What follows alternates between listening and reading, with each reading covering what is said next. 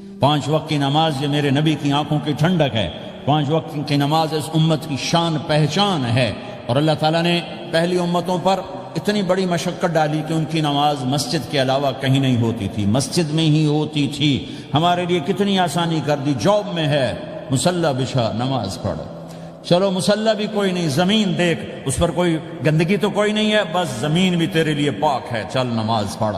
اور آسانی کر دی. پانی کوئی نہیں ہے، کوئی بات نہیں، مٹی میں ہاتھ مار، منہ پہ مل، پھر ایک ہاتھ مار، یوں کر، چل نماز پڑھ، میں تیری قبول کروں گا. یہ کسی امت کے ساتھ یہ نہیں ہوا. انہیں وضو ہی کرنا تھا چاہے پانی 50 میل پر موجود ہو. اور ہمارے لیے پانی کوئی نہیں ہے، چلو تیمم، مٹی میں ہاتھ ہمارا یوں کیا، پھر ہاتھ ہمارا ایک یوں کیا، ایک یوں کیا، چل بھائی اللہ اکبر قبول.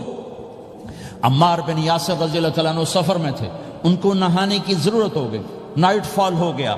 تو انہوں نے سوچا کہ ویسے تو آدمی کو وضو کی ضرورت ہوتی ہے تو خالی منہ پہ ہاتھ مارا اور یوں کونیوں تک، لیکن مجھے تو غسل کی ضرورت ہے، تو خالی اس سے تو کافی نہیں ہوگا.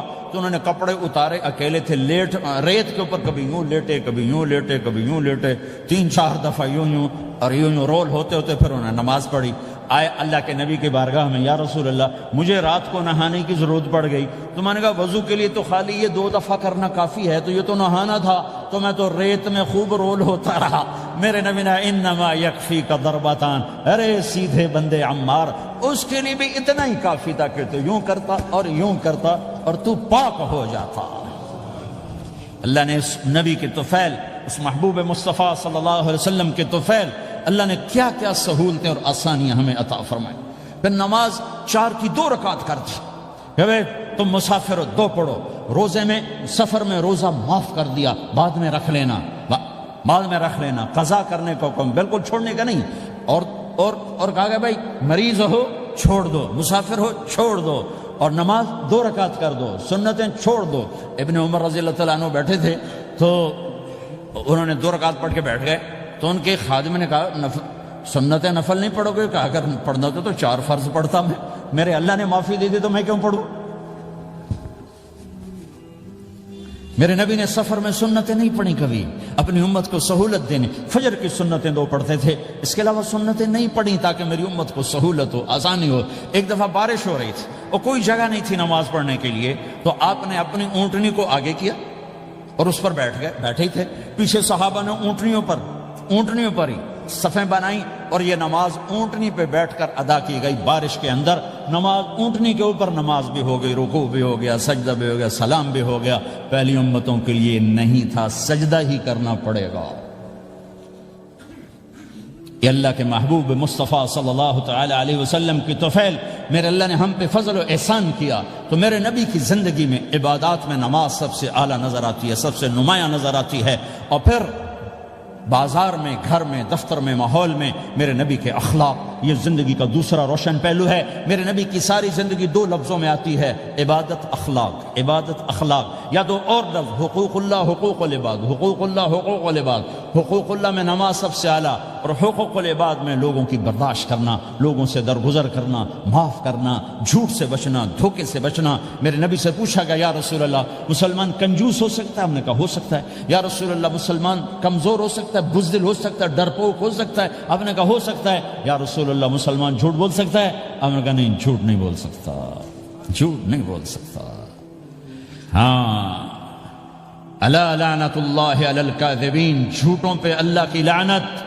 اس لعنت کے ساتھ 400 پاؤنڈ بچا لیے، 4000 بچا لیے، 4 ملین بچا لیے، 4 بلین بچا لیے، 4 ٹریلین بچا لیے، ساری دنیا کو بچا لیا. اور اوپر اللہ کی لعنت پڑی تو اللہ کی قسم گھاٹے کا سودا ہے. اور سچے ہو گئے، سچ بولا، یہ میں 100 پاؤنڈ کماتا ہوں، لے لو جو لینا ہے اس میں سے. یہ میں 1000 پاؤنڈ کماتا ہوں، لے لو جو لینا ہے. یہ میں 50,000 پاؤنڈ کماتا ہوں، لے لو جو لینا ہے. کہ مسلمان کی زبان سے جھوٹ نہیں نکلتا، سچ ہی بولتا ہے. آپ تشریف لے جا رہے ہیں، ایک آواز ہے یا رسول اللہ، آپ نے یوں دیکھا، کوئی نظر نہیں آیا. پھر آواز ہے یا رسول اللہ، تو آپ نے دیکھا کہ ہرنی ڈیر چھوٹی وہ کھڑی ہوئی، رسی میں بندھی. تو آپ نے کہا کیا ہوا؟ کہا جی آپ کا صحابی مجھے پکڑ کے لایا ہے، میرے چھوٹے چھوٹے بچے بھوک سے رو رہے ہوں گے، آپ مجھے چھوڑ دیں، میں بچوں کو دودھ پلا کے واپس آ جاتا. مجھے پتا ہے میرے اللہ کی تقدیر میرے بارے میں کیا ہے. تو آپ نے کہا اگر تو واپس نہ آئی تو پھر تو اس نے کہا مجھے اللہ جہنم میں ڈال دے۔ آپ نے اس کی رسی کھول دی، خود وہیں بیٹھ گئے۔ اس نے دوڑ لگائی اور پہاڑوں میں گم ہو گئی۔ تھوڑی دیر کے بعد وہ دوڑتی ہوئی آئی اور آ کے سر یا رسول اللہ میں حاضر ہو جاؤں۔ تو آپ نے اس کو باندھ کے وہیں آپ بیٹھ گئے نہیں۔ دیر کے بعد وہ صحابی آئے جنہوں نے اس کو شکار کیا تھا، پکڑا تھا، تو کہنے لگے، ان کا یا رسول اللہ آپ یہاں کیسے؟ کہا میں ایک درخواست لے کر آیا ہوں۔ کہا کیا؟ کہ یہ ہرنی مجھے ہدیہ کر دو۔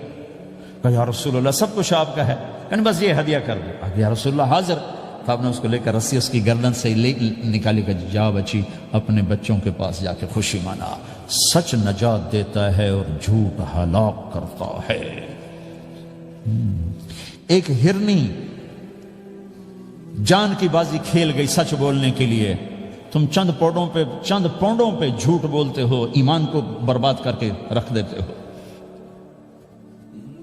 مسلمان جھوٹ نہیں بولتا، مسلمان دھوکہ نہیں دیتا، مسلمان کی زبان سے سخت بول نہیں نکلتا، کسی کو بے عزت نہیں کرتا، کسی کو کی بے اکرامی نہیں کرتا، کسی کا دل نہیں توڑتا، کسی کو ذلیل نہیں کرتا، خود سہتا ہے، اوروں کو خوشیاں دیتا ہے، خود دکھ سہتا ہے، اوروں کو راحت دیتا ہے، خود تکلیف سہتا ہے۔ یہ میرے نبی کے اخلاق ہیں، یہ میرے نبی کی زندگی ہے، اور یہ اسلام کا سب سے بڑا چیپٹر ہے، وہ سب سے مشکل چیپٹر ہے۔ جب میرے نبی نے لمبی نمازیں پڑھی تو اللہ نے روک دیا کہ میرے حبیب ما انزلنا علیک القرآن لتشقى، اتنی لمبی نماز نہ پڑھ کے تو تھک جائے۔ میرے نبی نے تبلیغ میں زور دکھایا تو اللہ نے روک دیا، فلتذهب نفسك علیہم حسرات، میرے نبی اتنا غم نہ کر کے آپ خود ہی آہیں بھرتے بھرتے آپ مر جائیں۔ میرے نبی نے مال سارا خرچ کیا، اللہ نے اس سے بھی روک دیا، ولا تبسطها كل البسط فتقعد ملوما محسورا، اتنا خرچ نہ کریں کہ آپ خود پھر دکھی ہو کے بیٹھ جائیں۔ خرچ کرنا بہت بڑا عمل، تبلیغ سب سے سارے عملوں کا سردار عمل۔ تبلیغ سے بڑا کوئی کام ہوتا تو اللہ نبیوں کو دیتا، اگر تبلیغ سے بڑھ کر کوئی کام ہوتا تو اللہ نبیوں کو دیتا، گشت سے بڑھ کر کوئی محنت ہوتی تو اللہ نبیوں کو دیتا۔ 950 سال نوح علیہ السلام گشتی کر رہے ہیں، اور اللہ کی مان لو، اتنا عظیم عمل کا میرے نبی درمیانہ نماز سب سے بڑی عبادت، میرے نبی درمیانہ کام۔ لیکن جب میرے نبی نے اخلاق اچھے کیے، دشمن کو معاف کرنا، تو ایک آدمی آپ سوئے ہوئے تھے، آپ کی تلوار لٹکی تھی، ایک آدمی آیا، اس نے آپ کی تلوار اتاری اور یوں ہماری پسلی میں، آپ اٹھ کے بیٹھ گئے۔ اب وہ قتل کے ارادے کے لیے آ چکا ہے اور تلوار یہاں ہے، کہتا من یمنعک منی، اب بول تمہیں کون بچائے گا؟ تو آپ نے مسکراتے ہوئے کہا اللہ، تو اس کے ہاتھ سے تلوار گر پڑی، تو آپ نے اٹھا لی، آپ نے یوں سیدھی کی، اب تو بچا، تجھے کون بچائے گا؟ وہ کہنے لگا مجھے تو ہی بچائے گا۔ وہ تو اللہ کو جانتا نہیں تھا، کہ بابا مجھے تو ہی بچائے گا۔ تو آپ کہتے ہیں اس کا سر اڑا دو، یہ نبی کو قتل کرنے آیا ہے۔ میرے نبی نے فرمایا کلمہ پڑھتے ہو؟ کہ نہیں پڑھتا۔ کہ جاؤ معاف کیا۔ یہ میرے نبی کے اخلاق ہیں۔ 20 سال جنہوں نے قتل کے منصوبے بنائے، مکہ والے، جب آپ مکہ میں فاتحانہ داخل ہوئے، ابو سفیان سب سے زیادہ آپ کو دکھ پہنچانے والوں میں پیش، تو آپ نے ابو سفیان کو عزت دی۔ جو ابو سفیان کے گھر میں داخل ہوگا اس کو کچھ نہیں کہا جائے گا۔ آپ تو ابو سفیان کو بلا کے سولی پہ لٹکاتے، اور آپ کہہ رہے ہیں جو ابو سفیان کے گھر میں جائے گا اسے کچھ نہیں کہا جائے گا، جو بیت اللہ میں ہوگا اسے کچھ نہیں کہا جائے گا۔ سارا مکہ سامنے، آپ یوں بیت اللہ کا دروازے پر یوں دونوں ہاتھ ایسے ٹکا کے کھڑے تھے۔ پھر آپ نے کہا میں کیا کروں گا اب تمہارے ساتھ؟ تو سہیل بن عمر نے کہا آپ کریم ہیں، کریم کے بیٹے ہیں۔ تو آپ نے کہا جاؤ میں نے معاف کیا۔ یہ اخلاق آج مٹ چکے ہیں، مردوں سے، عورتوں سے، علم والوں سے، خانقاہ والوں سے، تبلیغ والوں سے، سب زیرو ہوئے پڑے ہیں۔ جب تک یہ اخلاق زندہ نہیں ہوتے اسلامی زندگی قائم نہیں ہو سکتی، اسلامی معاشرت قائم نہیں ہو سکتی۔ اور دین دو چیزوں سے آگے پھیلتا ہے، ایک دعوت اور ایک اخلاق۔ دعوت اور اخلاق، دعوت نہیں ہوگی تو اخلاق وہیں پڑے رہ جائیں گے، اخلاق نہیں ہوں گے تو دعوت کوئی قبول نہیں کرے گا۔ میرے نبی نے کتنے معجزے دکھائے مکے میں، نہیں کلمہ پڑھا۔ بدر میں ان کے 70 مارے گئے، فرشتوں کو دیکھا، جبریل کے گھوڑے کی آواز سنی، کلمہ نہیں پڑھا۔ خندق میں شکست ہوئی، کلمہ نہیں پڑھا۔ پانی نکلتے دیکھا، انگلیوں سے کلمہ نہیں پڑھا۔ ایک بکرے کا ایک بازو پکایا، ایک بازو بکرے کا، ایک اگلا جو بازو ہوتا، اور 40 آدمیوں نے کھانا کھایا اور ایک بوٹی کم نہیں ہوئی، کلمہ نہیں پڑھا۔ لیکن جب میرے نبی نے کہا جاؤ معاف کیا تو سارے ہی کلمہ پڑ گئے کہ واقعہ یہ اخلاق نبی کے ہو سکتے۔ حنین کی جنگ میں جب بھاگے لوگ، شکست ہوئی، تو ایک صحابی کا بھاگتے ہوئے پاؤں ہمارے نبی کا پاؤں پر آیا، اور جوتا سخت تھا، تو آپ نے کہا اوجعتنی، اور آپ کے ہاتھ میں چھڑی تھی، آپ نے اس کو یوں ماری، اوجعتنی، ارے تو نے مجھے کتنا زیادہ درد پہنچایا، دکھ پہنچایا۔ وہ بیچارے پگھل کے رہ گئے اور پریشان ہو گئے، اور فرماتے ہیں سارا دن میں پریشان، ساری رات پریشان کہ اللہ کے نبی کو میں نے تکلیف پہنچائی، اب میرا کیا بنے گا۔ اگلا دن ہوا تو اعلان ہو رہا تھا بھائی جس کا پاؤں نبی کے پاؤں پہ آیا تھا اس کو اللہ کے نبی بلا رہے ہیں۔ تو صحابی کہنے لگے میں نے سمجھا بس اب میری تو دنیا بھی گئی اور آخرت بھی گئی، اب میرے اوپر کیس بنے گا اور مجھے ڈانٹ ڈپٹ بھی ہوگی، میرا کتنا بڑا گھاٹا نقصان ہوگا۔ یہ حاضر ہوئے ڈرتے ڈرتے، تو آپ نے فرمایا میرے بھائی کل میں نے تمہیں چھڑی ماری تھی، وہ مجھے معاف کر دینا، اور یہ 80 اونٹ تمہیں ہدیہ دیتا ہوں، 80 کیملز یعنی 80 پراڈو، 80 رینج روور کا یہ میری طرف سے تمہیں ہدیہ ہے۔ وہ حیران پریشان، یہ میرے نبی کے اخلاق ہے، یہ میرے نبی کے اخلاق ہیں۔ کانٹے بچھانے والی نے 4 دن آنا چھوڑ دیا، بیمار ہو گئی تھی، تو ہم نے اب کیا بات ہے، وہ ہمارے راستے میں اب کانٹے کوئی نہیں ہے، کہا جی وہ بیمار پڑی ہے جو کانٹے بچھاتے تھے، تو آپ اس کے گھر چلے گئے، ماں جی خیریت تو ہے، اب ٹھیک تو ہیں، کہا بیٹا مجھے کلمہ پڑھا دے، بس تیرے اخلاق نے مجھے فتح کر لیا ہے۔ میرے بھائیو یہ چیپٹر بھول چکے ہیں، بھول چکے ہیں، بھول چکے ہیں۔ جب تک یہ چیپٹر زندہ نہیں ہوگا زندگی اسلامی نہیں بنے گی، معاشرہ اسلامی نہیں بنے گا، اور آگے قوموں کے لیے اسلام کا دروازہ نہیں کھلے گا۔ ہمیں معاف کرنا آتا ہو، ہمیں گالی دینے والے کو دعا دینا آتا ہو، غیبت کرنے والے کی تعریف آتی ہو، اور غیبت کرنے سے، غیبت سننے سے اپنے آپ کو ایسے بچاؤ جیسے زہر سے بچاتے ہو، جیسے آگ سے بچاتے ہو۔ ایک دوسرے کو نفرت کا بول نہ بولو ورنہ ساری زندگی تباہ و برباد ہو جائے گی۔ میرے رب کی قسم، میرے نبی نے کہا ایک زبان کا بول انسان بولتا ہے اور جہنم کی گہرائیوں میں گر جاتا ہے، اور ایک زبان کا بول انسان بولتا ہے اور جنت کے درجات پر چڑھ جاتا ہے۔ یہ زبان بہت طاقتور چیز ہے، میں ہر بیان میں اس کو دہرا رہا ہوں کہ جتنا یہ عمل ختم ہو چکا ہے اتنا کوئی عمل بھی نہیں ختم ہوا ہے۔ اور ایک صحابی ہیں ابو دجانہ۔ کون ابو دجانہ؟ السابقون الاولون من المہاجرین والانصار، اس میں پہلی صف کے صحابہ۔ کون ابو دجانہ؟ جب آپ حج پر گئے تو اپنی جگہ مدینے کا امیر ابو دجانہ کو بنایا۔ ابو دجانہ حج میں شریک نہیں ہوئے کہ آپ نے اپنی جگہ ان کو اپنا نائب بنا کے وہاں کھڑا فرمایا ابو دجانہ میری جگہ پر مدینے کا امیر ہے، یہ وہ ابو دجانہ ہیں۔ کون ابو دجانہ؟ جو جنگ بدر سے لے کر آخری حج تک ہر سفر میں شریک ہیں، ہر سفر میں شریک ہیں۔ ان کی ایک بات میں بتانا چاہتا ہوں، پہلے تھوڑی سی ان کی ہسٹری بتانا چاہتا ہوں۔ کون ابو دجانہ؟ احد کی جنگ میں آپ نے تلوار اٹھائی، کہ اس تلوار کو کون لے گا؟ کئی صحابہ کھڑے ہو گئے، آپ نے کہا اس تلوار کا حق کون ادا کرے گا؟ سارے بیٹھ گئے، 3 آدمی کھڑے رہے، ایک زبیر بن عوام، ایک عمر بن خطاب، ایک ابو دجانہ۔ ان کا نام ہے سماک بن خرشنہ، سماک بن خرشنہ ان کا نام ابو دجانہ سے مشہور ہے۔ تو آپ نے تلوار نہ عمر کو دی، نہ زبیر کو دی، ابو دجانہ کو دی تھی۔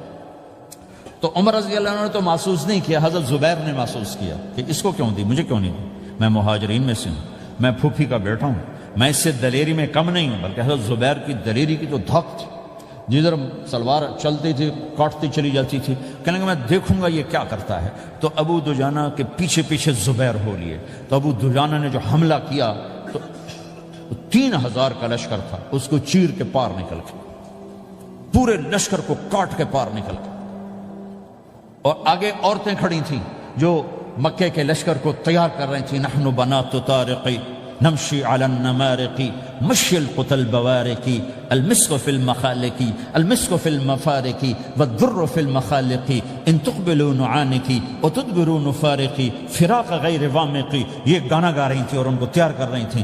تو جب ابو دجانہ کی تلوار نظر آئی تو سب بھاگی، ہندا پکڑی گئی، تو آپ نے یوں اپنی تلوار ہندا کے سر پر رکھی، انہوں نے چیخ ماری، تلوار ہٹا لی۔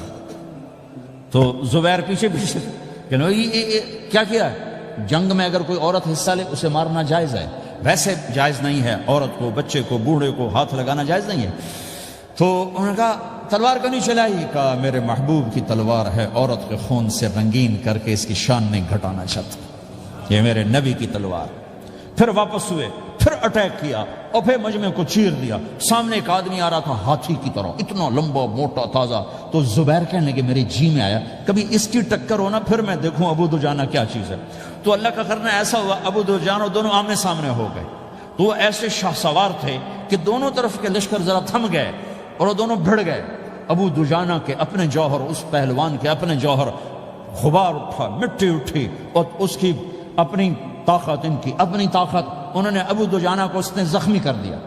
ابو دجانہ نے جو جوش میں آ کے ماری تلوار، اس کو لگی یہاں، تو اتنی طاقت سے لگی کہ اس کے نیچے اتر کر دو ٹکڑوں میں تقسیم کر دی، یوں ماری، تو ایک حصہ ادھر ایک حصہ، پھر یوں دیکھا اور اپنے چہرے سے لوہے کی ٹوپی اتاری، وما ترى انا ابو دجانہ، کیا دیکھ رہے ہو، میں ہوں ابو دجانہ، تلوار صحیح لی ہے میں نے، غلط نہیں لی، یہ ابو دجانہ ہیں۔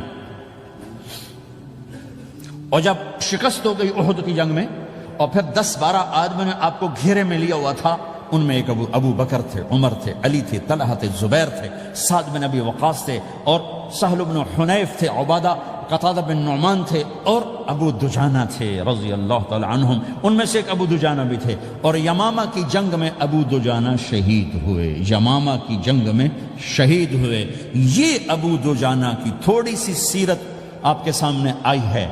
اس کے بعد اب آپ ان کے قول کو سنو تاکہ اس کا وزن آپ کے سامنے آئے۔ یہ بدر کے شریک ہیں، اللہ کے نبی نے کہا بدر کا صحابی جو مرضی کرے بخشا گیا۔ یہ صلح حدیبیہ کے شریک ہیں، اللہ نے قرآن میں کہا لقد رضی اللہ، میں ان سے راضی ہو گیا۔ یہ صحابی ہیں، اللہ نے کہا کلا وعد اللہ الحسنی، اے میرا نبی تیرے ہر صحابی کے لیے جنت کا وعدہ ہے۔ اور اب یہ کیا کہتے ہیں؟ یہ کیا کہتے ہیں لوگو؟ ان ارجع عملی عند، لوگو میرے پاس، ابو دجانہ میرے پاس بخشش کا سب سے بڑا عمل جانتے ہو کیا ہے؟ بدر نہیں، احد نہیں، حدیبیہ نہیں، خندق نہیں، خیبر نہیں، فتح مکہ نہیں، آخری حج نہیں، کیا ہے؟ کیا ہے لوگو؟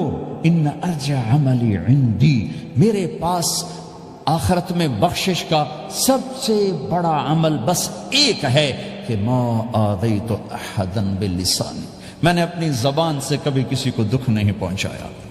ولا اجد فی قلبی غلا لاحد، اور میرے دل میں کسی کے لیے بغض کوئی نہیں ہے، بس یہ میری بخشش کا عمل ہے۔ تو بھائیو، نبی کے اخلاق میں دو چیزیں لے لو، ایک زبان سے کسی کو دکھ نہ دو، ایک دل میں کسی کا بغض نہ رکھو۔ اللہ کی قسم بغیر حساب کتاب کے جنت میں جاؤ گے۔ بڑے بڑے جنید بغدادی اور بڑے بڑے معرفت والے تمہیں دیکھتے رہ جائیں گے، تمہاری رفتار اتنی تیز ہوگی کہ تمہیں وہی پکڑ سکے گا جس کا یہ دو عمل تم سے زیادہ اچھا ہوگا۔ جس روڈ پہ رش ہوتا آپ وہاں سے گاڑی ہٹا لیتے ہو، ادھر نہیں جانا، ادھر رش ہے، وہ سائن وغیرہ آپ کو آ جاتے ہیں کہ ادھر بلاک ہے، ادھر نہیں جانا، ادھر جانا ہے۔ تو جہاں روڈ پہ رش ہوتا ہے تو قیمتی سے قیمتی گاڑی کی رفتار بھی آہستہ ہو جاتی ہے، اور جہاں روڈ خالی ہوتا ہے تو پرانی گاڑی بھی بھاگے جا رہی ہوتی ہے۔ ہمارے یہاں پرانی گاڑی ہوتی ہے نا، پرانی بسوں کے پیچھے لکھا ہوتا ہے نہ انجن کی خوبی نہ ڈرائیور کا کمال، خدا کے سہارے چلی جا رہی ہے۔ اور جس کے پاس ایسی گاڑی ہو، نہ انجن کی خوبی نہ ڈرائیور کا کمال، تو اگر اس کو روڈ خالی مل جائے تو وہ تو مرسیڈیز والے سے پہلے پہنچے گا، رینج روور والے سے پہلے پہنچے گا، بینٹلی والے سے پہلے پہنچے گا، رولز رائس والے سے پہلے پہنچے گا، جو وہ تو پھنسی کھڑی اور اس کا روڈ ہی خالی ہے۔ تو میرے بھائیو، یہ میں ایک مثال دیتا ہوں، عبادات کی روڈ پہ بہت رش ہے، نمازی بے شمار ہیں، روزے دار بے شمار ہیں، عمرے والے بے شمار ہیں، حج والے بے شمار ہیں، اور تہجد گزار بے شمار ہیں، علماء بے شمار ہیں، حافظ بے شمار ہیں، ذکر والے بے شمار ہیں، بہت رش ہے، تبلیغ والے بے شمار ہیں، لیکن جو اخلاق والا روڈ ہے نا، یہ خالی پڑا ہے۔ اس پہ موٹر زوکی پہ چڑھ کے آ جاؤ تو سب سے آگے نکل جاؤ، سائیکل پہ چڑھ کے آ جاؤ تو سب سے آگے نکل جاؤ، کہ روڈ ہی خالی ہے، اخلاق کا روڈ خالی ہے۔